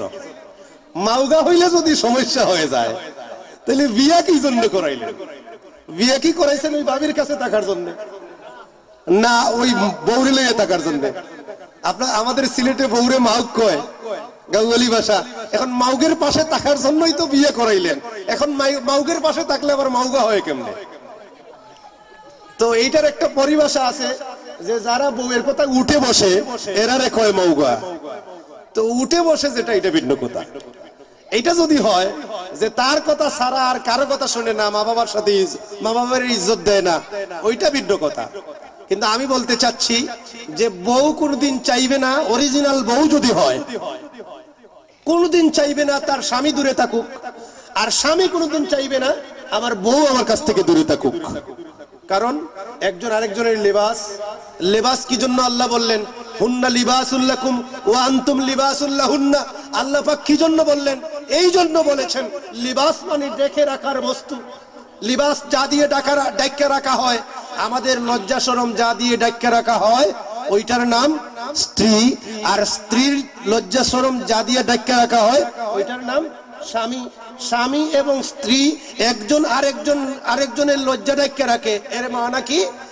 যে আপনি যখন ঘরে যাবেন, আপনার চাহিদা যেটা আছে এইটা মিটে যাবে, তখন রাস্তায় গিয়ে আপনি এদিকেও তাকাবেন না ওদিকেও তাকাবেন না, 14টা কাপড় সারাই থাকুন, আমার কোনো সমস্যা নাই, আমার তো ঘরে আছে।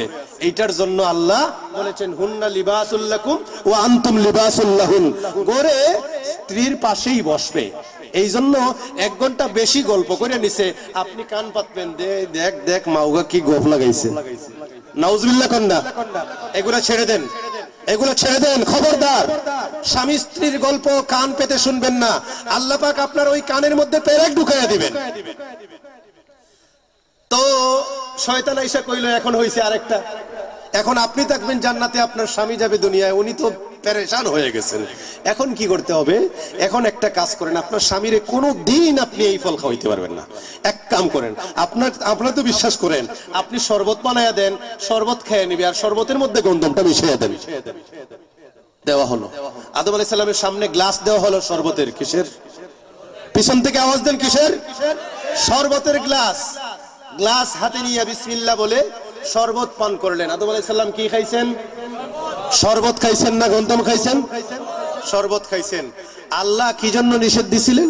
যে এই ফলটা খাওয়ার পরেই প্রস্রাব পায়খানার হাজত পড়বে, জান্নাতে এইটার কোনো সুযোগ নাই। এখন যেহেতু ওনারা উল্টা কাম করে ফেলেছেন, জান্নাতি লেবাস অটো খুলে গেল। কি হলো? অটো খুলে গেল। ওনারা যেভাবে হুক লজ্জা ডাকলেন, এরপরে আদম আলাইহিস সালাম এবং মা হাওয়া দুইজনকে পৃথিবীতে পাঠালেন। এখন আপনারা কোন আদম আলাইহিস সালাম কি খাইছেন? আস্তে কইতেছে রে,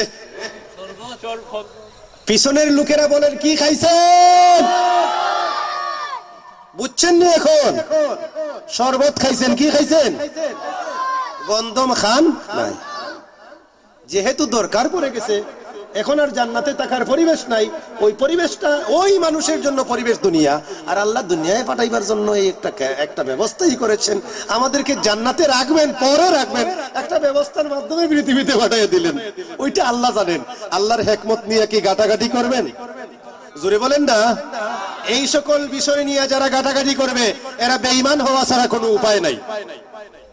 এইসব বিষয় নিয়ে গাটাগাটি করেন না। এখন কইবেন যাই খান, শরবতই খান, শরবতের মধ্যে তো গন্ধম মিশানো, সুতরাং ওইটা খাইছেন তো কিছু পাপ হয়েছে তো অবশ্যই। আমি তো কইব না, পাপ হয় নাই, কারণ আপনারা গজল গান, হাসান শহীদ জোহর খাইয়া হুসেন শহীদ কারবালায়, বলেন কিনা বলেন? আমি গজল গাই না, এক সময় গাইছি, প্রতিযোগিতায় পুরস্কার আনছি না, ছিলেন তো আপনি? হ্যাঁ, প্রতিযোগিতা যাইতাম, বিতর্ক প্রতিযোগিতায় আগে কইতাম ফাঁস, পারবো না কেউ, উল্টা বিষয় দিলেও পারতো না, এটা প্রমাণ আছে আপনাদের এলাকায়। তো গজল গাই না, আমি বললাম আপনাদেরকে যে হাসান শহীদ জোহর খাইয়া হুসাইন শহীদ। আপনাদের এলাকায় বিষ খাইলে জানাজা পড়া হয়নি?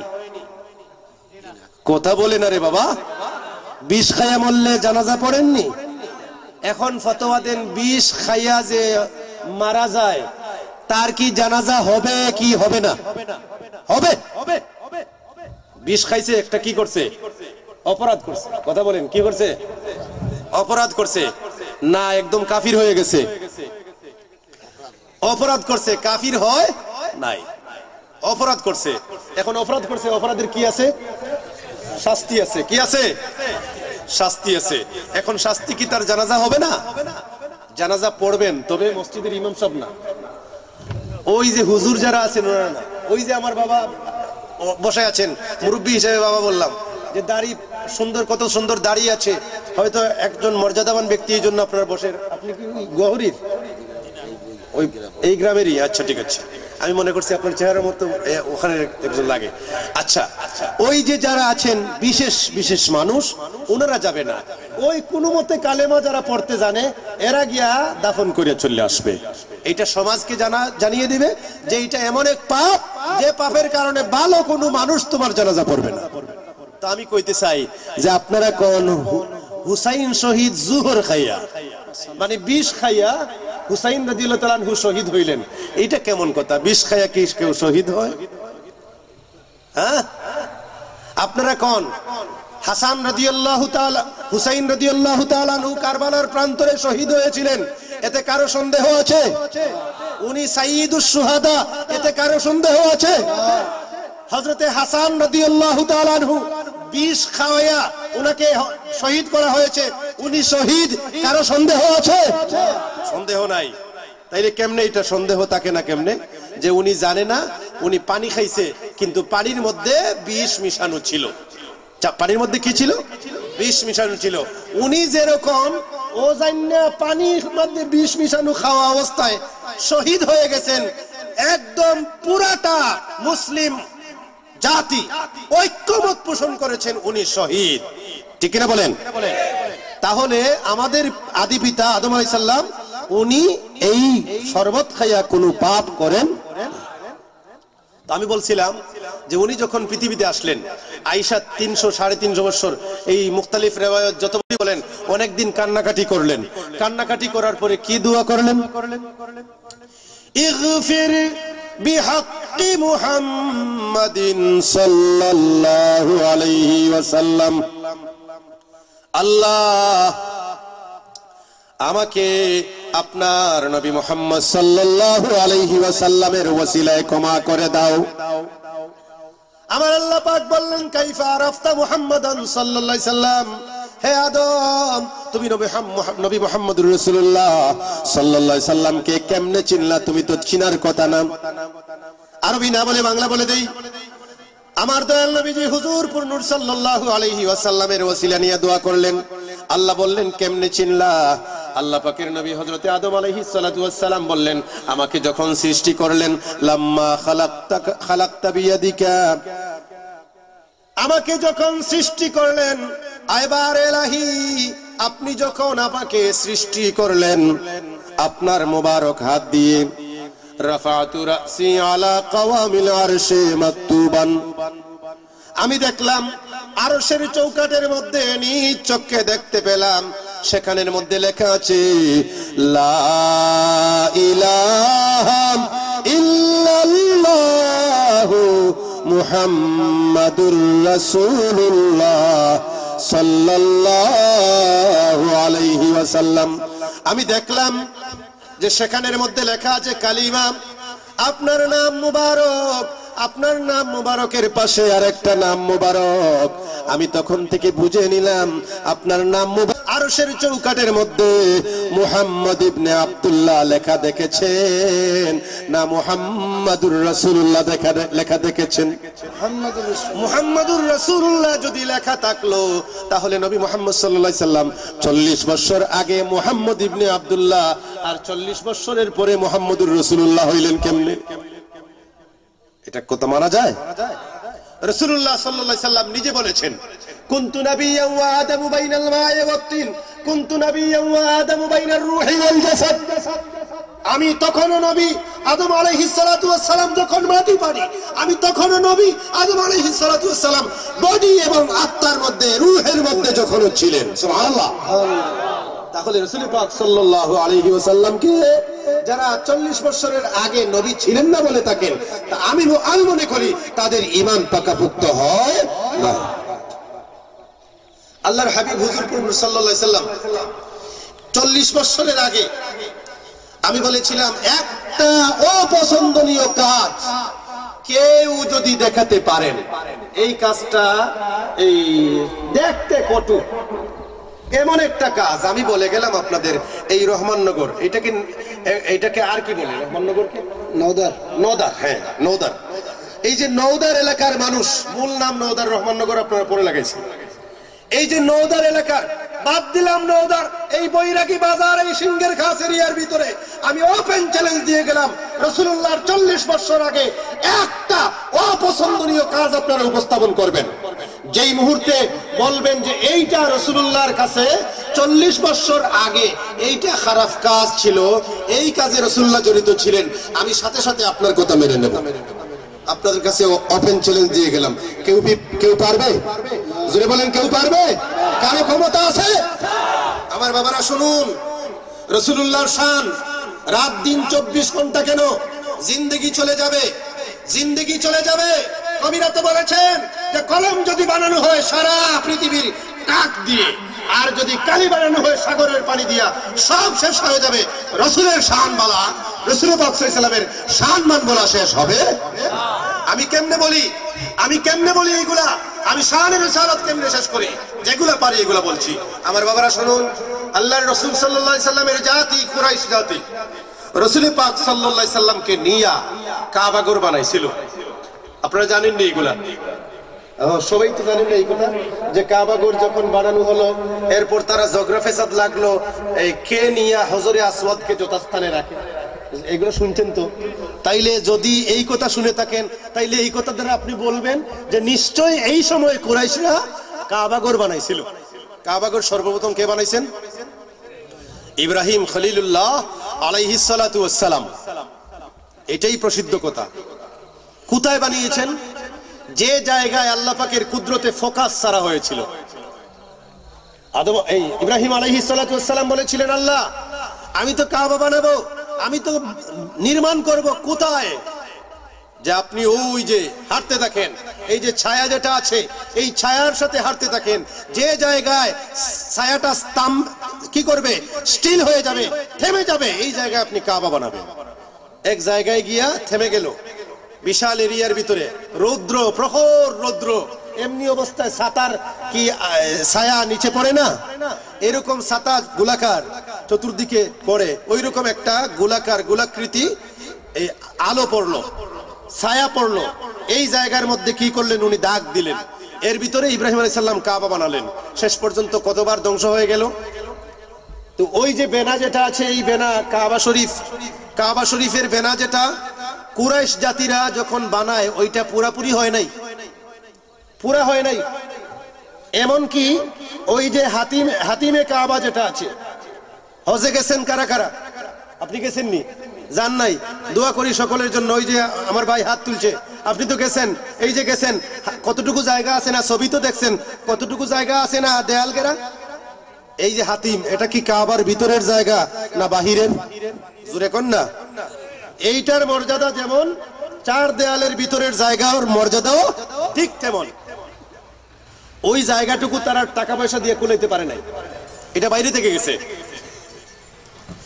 কাবা শরীফ যখন বানানো হলো, কাবা শরীফ যখন বানালেন, এই সময় পাথর বহন করা লাগেছে। পাথরের দেয়াল দিয়ে বানানো হয়েছে। কি দিয়ে? কথা বলেন, কথা বলেন। পাথরের দেয়াল দিয়ে। পাথর কি বহন করা লাগে না? ওই যে আমরা ছোটবেলা যখন মাদ্রাসার কাজ করতাম মাঝে মধ্যে, আগেকার জামানায় তো মাদ্রাসার বিল্ডিং তত বড় বড় হয় নাই। হ্যাঁ, দেখা গেছে নতুন একটা মাদ্রাসা বিল্ডিং হবে, এখন কেয়ারিং এর তো খরচ বাঁচে, ছাত্ররা যদি কাজটা সেরে নেয়। ওই যে আগেকার আমরা জলসা যখন করতাম, আমরা নিজেরা গাঁত করতাম, এরপর ফালা কুফতাম, প্যান্ডেল আমরা নিজেরাই করতাম। কি বলেন আপনারা? যে এইগুলা কি করতাম আমরা, প্যান্ডেলের খরচটা বাঁচাই নিতাম। বাস তো আমাদের এলাকা, এই যে বিভিন্ন এলাকার এই গ্রাম থেকে তোলা হতো। কি বলেন আপনারা? এইটার মধ্যে একটা বরকত ছিল। এটার মধ্যে কি ছিল? এখন ডেকোরেটার্স এসেছে, ডেকোরেটার্স আসার পরে ডেকোরেটার্সে সব গোছা নিছে, ওনাদেরও কিছু রুজির দরকার। আমি আপনাদেরকে আবার বলছি না যে ডেকোরেটার্সে যাবেন না, ওনারও তো ব্যবসা করবে। সহজে পাইয়া গেলেন, কিছু টাকা তাদেরকে দিলেন, এরপর ঠিক হয়ে গেল। আর আপনারা এত সুন্দর করে একটা সামিয়ানা টানাইতেও পারবেন। হ্যাঁ, তো পাথর বহন করলেন। কি করলেন? আইয়ামে জাহিলিয়াতে লজ্জা শরম ছিল না। একজন কয় লজ্জা শরম ছিল, একজন আরেকজনের সামনে লুঙ্গি খুলে নিত, এটা কোনো ব্যাপারই ছিল না। এটা কয়েস, ওই আরব দেশের ভাষা, এটা কয়েস, এটা সমস্যা না। তো তারা পাথর বহন করতে করতে, ওই যে পাথর হাত দিয়ে কয়টা নিবে, বড় বড় পাথর, এগুলো বহনও করতে পারে না, এর জন্য তুলতেও পারে না। তো এখানে কিছু লোক ছিল দাঁড়ানো, তারা কি করতো, লুঙ্গি খুললা, একটা জাঙ্গেও নাই, লুঙ্গি খুললা গলায় নিত, গলায় নিয়া গলার মধ্যে লাগাইয়া আর লুঙ্গির উপর আর দুই তিনজন মিল্লা তুললে দিত, আর গলার মধ্যে এরকম সানাসুর ওয়ালা, দেখছেন নি জালে জুলে সানাসুর? কথা বলে না রে, ওই যে জানে জালে জুলে সানাসুরের মতো গুটুর গুটুর করে বাজ্য দেয়, এই সানাসুর ওয়ালার মতো গলার মধ্যে পাথরটা ঝুলাইয়া ঝুলাইয়া নিয়ে আসতো, আইসা এখানে বসে নিত আর পাথরটা রাখতো সেখানে, আরে দুইজন মিল্লা পাথরটা সরাই নিত, তখন আবার যাইতো, আবার আনতো। রাসূল পাক সাল্লাল্লাহু আলাইহি সাল্লাম তখন যুবক, আল্লাহর হাবিব ওনাদের সাথে পাথর বহন করছেন। বেদায়া ওয়ান নিহায়া, এরপর আরো যত কিতাব আছে, রাসূলুল্লাহর সিরতের কিতাব, মাওয়াহিবুল লাদুনিয়া বিল মিনাহিল মুহাম্মাদিয়া, কিতাবের নাম বলা থাকুক, ইলম দেখানো হয়ে যায়, এগুলো বলার দরকার নাই। আমি শানে রিসালাত বলে শেষ করতে পারবো না, আর এইগুলা কেউ অস্বীকার করবে না, কিতাবের নাম বলে লাভ কি? এগুলো সব কিতাবে আছে। তো রাসূল পাক সাল্লাল্লাহু আলাইহি সাল্লাম কি করতেছেন, এরকম হাত দিয়া পাথরগুলো বহন করছেন। সাথে ওনার চাচারা ছিলেন 10 চাচা, এই সময় 10 জন, 11-12 জন বোধহয়, আচ্ছা 10 জন, রাসূল পাক সাল্লাল্লাহু আলাইহি সাল্লামের আব্বাজান সহ 10 জন, এই সময় 10 জন, এই সময় একদম পুরো 10 জন। ওনারা সাথে সাথে তো সবাই কইতেছেন, বাতিজা আমরা যেরকম পাথর বহন করি তুমিও ওইরকম পাথর বহন করো, লুঙ্গিটা খুলো আর কষ্ট হবে না, এরকম তো আপনার কষ্ট হচ্ছে। রাসূল মকবুল সাল্লাল্লাহু আলাইহি সাল্লাম ওনাদের কথা না শুনিয়া ওইরকমই পাথর বহন করে। আবার ওনারা বলেন, বারবার বলার পরে বললেন, চাচা আমার দয়াল নবীজির কাছে যখন বারবার বলা হচ্ছে, বারবার বলার পরে আমার নবী, দয়াল নবীজি নূর নবী, তারা বলে ওই সময় নাকি মুহাম্মদ ইবনে আব্দুল্লাহ ছিলেন। আমি কই না রে না, আমার নবী মুহাম্মদুর রাসূলুল্লাহ জন্মগ্রহণ করেছেন মুহাম্মদুর রাসূলুল্লাহ, ইন্তেকালও করেছেন মুহাম্মদুর রাসূলুল্লাহ। সুবহানাল্লাহ বলেন। মুহাম্মদুর রাসূলুল্লাহ সাল্লাল্লাহু আলাইহি ওয়াসাল্লাম কোনদিন মুহাম্মদ ইবনে আব্দুল্লাহ ছিলেন না। শুনুন বাবারা, দয়াল নবীজি হুজুর পুরনুর সাল্লাল্লাহু আলাইহি সাল্লাম জবাব দেন, আমার চাচারা শুনুন, আপনারা তো কইতেছেন আমি লুঙ্গি খুললা গলার মধ্যে ফেসাইয়া আপনাদের মতো করে আমি পাথর বহন করব, কিন্তু আপনাদের কথা যখন আমি শুনতে আমার মন চায়, মুরব্বীদের কথা আমার শুনতে মন চায়, আমি যখন হাত বাড়াই কে জানি আমি জানি না কে যেন আইসা আমার হাতের মধ্যে দরিয়া ফেলায়, কে যেন আমার হাতটা মুঠির মধ্যে ধরে ফেলে, আমার হাত ধরে ফেলে, আমি লুঙ্গির মধ্যে হাত দিতে পারি না গো চাচা যান, আপনি বললেও কাজ হবে না, আমি আমার মতো পাথর বহন করি আর আপনারা আপনাদের মতো পাথর বহন করেন। সুবহানাল্লাহ। শানে রিসালাত, এগুলো না বললে রাসূলুল্লাহর পরিচয় হবে না। 40 বছরের পরে নবীর তারিফ সবাই করে, কিন্তু 40 বছরের আগে নবী মুহাম্মদ সাল্লাল্লাহু আলাইহি সাল্লাম যে ওখানে উসওয়ায়ে হাসানা, এই শানে রিসালাত আলোচনা শোনা যায়। আমি যাই হোক যতটুকু পেরেছি, আমার সময়ে কাবার হয়েছে, আমি এতটুকুই আলোচনা করেছি, আর অগ্রসর হব না, আমি শেষ করে দেব। এটা যদি ধারাবাহিকভাবে শানে রিসালাত যারা সাবজেক্ট দেন ওনারা একটা চিন্তা করবেন যে রাসূল পাক সাল্লাল্লাহু আলাইহি সাল্লামের শানে রিসালাতের এতটুকু একজন আর এতটুকু একজন, 40 বছরের আগে একজন, 40 বছরের পরে একজন, নবুয়তের আনুষ্ঠানিকতার পরে একজন, এরপর বিভিন্ন আকীদা এরকম লেখা দিলে তখন সুন্দর করে হয়। আমি যতটুকু পারছি আমার টুটাপাটা জবানে, আজকে কোনো কিতাব চাই নাই। ওই যে বাহাসের কথা বললাম না, ওরা বাহাসে আসে নাই, টালবাহানা করেছে আমাদের সাথে, আমরা সেখানে ছিলাম, ওই কারণে আমি আজকে ব্যস্ত ছিলাম। আজকে আলোচনা করতে পারবো এটাও আমি বিশ্বাস করি না। যাই হোক, ওই আল্লাহ পাকের পক্ষ থেকে সাহায্য এসেছে, যেহেতু নবীর আলোচনা করব, আল্লাহর নবী হুজুর নূর সাল্লাল্লাহু আলাইহি সাল্লাম থেকে দয়া এসেছে, এই জন্য আপনাদের সামনে কিছু কথা বলার চেষ্টা করছি। আল্লাহ পাক আমাকে তো তৌফিক দিয়েছেন, করেছি, আমাদের সকলকে আমল করার তৌফিক দান করুন। আর আপনারা দোয়া করবেন আমি যেন সুন্দর কথা বলতে পারি, সঠিক কথা বলতে পারি, আকীদা আহলে সুন্নাত ওয়াল জামাত, আহলে সুন্নাত ওয়াল জামাতের আকীদাগুলো মানুষের সামনে সঠিকভাবে উপস্থাপন করতে পারি, এই তৌফিক কামনা করে আপনাদের কাছে দোয়া চেয়ে আমার আলোচনা এখানেই শেষ করলাম। এখন আপনারা বলেন, এই যে প্যান্ডেলটা দেখছেন, এই যে বানানো হয়েছে, যেটা ইসালে সব মাহফিল, মিলাদুন নবী সাল্লাল্লাহু আলাইহি সাল্লাম এবং এলাকার মুর্দেগানদের ইসালে সব মাহফিল, এটা কি সর্বদা চালু থাকবে না শুধু এই বছর হয়েছে? জনাব ফরিদ আহমদ সাহেব, আয় আল্লাহ, আমাদের এই রহমাননগর নতুন জামি মসজিদ নাকি লেখা নাই, রহমাননগর জামি মসজিদের, রহমাননগর নতুন জামি মসজিদের মোতাওয়াল্লি আমার ভাই জনাব ফরিদ আহমদ সাহেব, এইরকম একজন যুবকের দরকার আছে না নাই? জুড়ে বলেন না। আমার ফরিদ আহমদ ভাই এবছর পোস্টার দিয়েছেন, আগামী বছর প্যান্ডেল দিবেন, বড় খরচটা তার উপর পালানোর পরে সাথে সাথে মেনে নিয়েছে। আয় আল্লাহ, চিন্তা করে নাই আগামী বছর দেব, এত টাকা খরচ হবে। আল্লাহ, আপনার বান্দা নিয়ত করেছেন, এই নিয়তের মধ্যে বরকত দাও। আয় আল্লাহ, কবুল করো, মঞ্জুর করো, মনের নেক মাকসুদ গুলাকে তাড়াতাড়ি পুরা করে দাও। আমিন ইয়া রাব্বাল আলামিন। মা বাবা মা আছেন, বাবা নাই, বাবার কবরকে জান্নাতুল ফিরদাউস বানায় দাও, মায়ের নেক হায়াত দরাজ করে দাও। আমিন ইয়া রাব্বাল আলামিন। বড়টা হয়ে গেছে, তাকবীর, নারে রিসালাত, জনাব কারি ফরিদউদ্দিন সাহেব। আয় আল্লাহ, আপনার বান্দা জনাব ফরিদউদ্দিন সাহেব আগামী বছর পোস্টারের খরচ দিবেন। আল্লাহ গো, কবুল করো, মঞ্জুর করো, মনের নেক মাকাসিদে হাসানা গুলাকে পুরা করে দাও। আপনার মা বাবা আছেননি? আব্বা নাই, কবরবাসী, কবরকে জান্নাতুল ফিরদাউস বানায় দাও, মায়ের নেক হায়াত দরাজ করে দাও। আয় আল্লাহ পাক, আরো যত নেক আশা ভরসা আছে পুরা করে দাও। আমিন ইয়া রাব্বাল আলামিন। ইসলাম মারহাবা বলেন না? আমার গলা একটু ভাঙ্গা যাক যাক, আমি কালেকশন থেকে বাঁচতে চাই, কই পারি না সব হয়ে যায়, আর গলার কাম সবার হয়ে যায় আর কি। নাম কি? সিরাজুল ইসলাম। মাইকের কিন্তু দাম আছে, এই যে মাইকওয়ালারা যত টাকা নেয় জানেননি আপনারা? জনাব সিরাজুল ইসলাম সাহেব, একটা তাকবীর দেন। নারে তাকবীর, নারে রিসালাত, দাতা সাহেবান, সখী সাহেবান, আমার ভাই জনাব সিরাজুল ইসলাম আগামী বছর মাইকের খরচ দিবে। আল্লাহ গো, বড় বড় খরচ ওনারা দিতেছেন।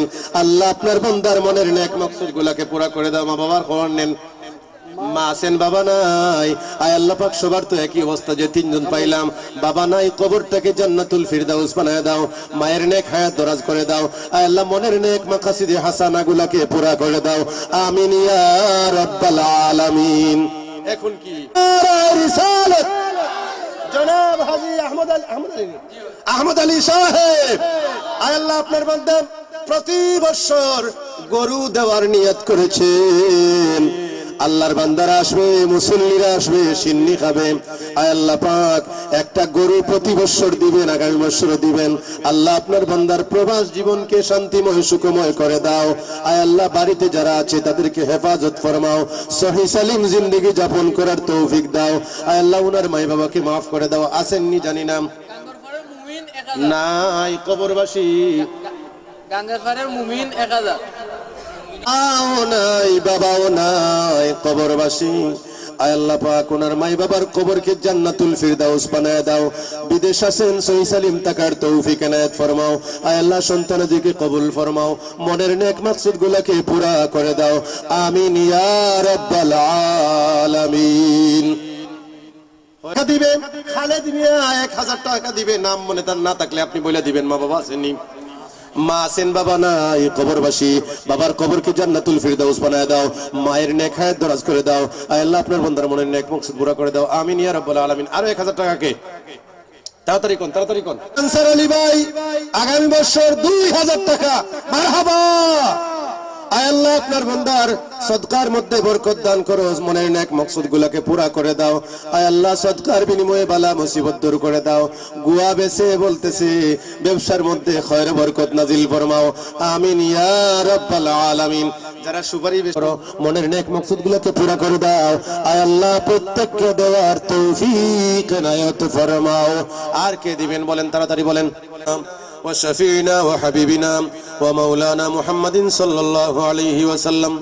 اللهم ربنا عليك توكلنا وإليك أنبنا وإليك المصير.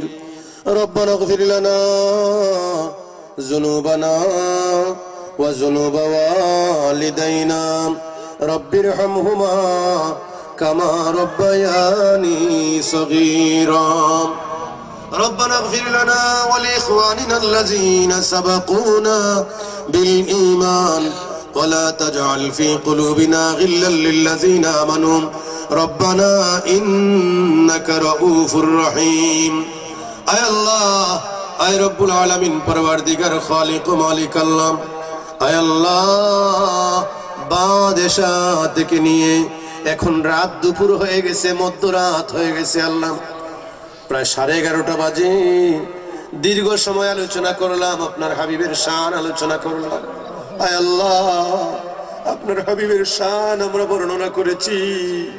আয় আল্লাহ পাক কবুল করো, মঞ্জুর করো। টুটাপাটা জবান দিয়ে বর্ণনা করেছি। আয় আল্লাহ আপনার হাবিব হুজুর সাল্লাল্লাহু আলাইহি ওয়াসাল্লামের ইশক এবং মহব্বত আমাদের অন্তরে জাগ্রত করে দাও।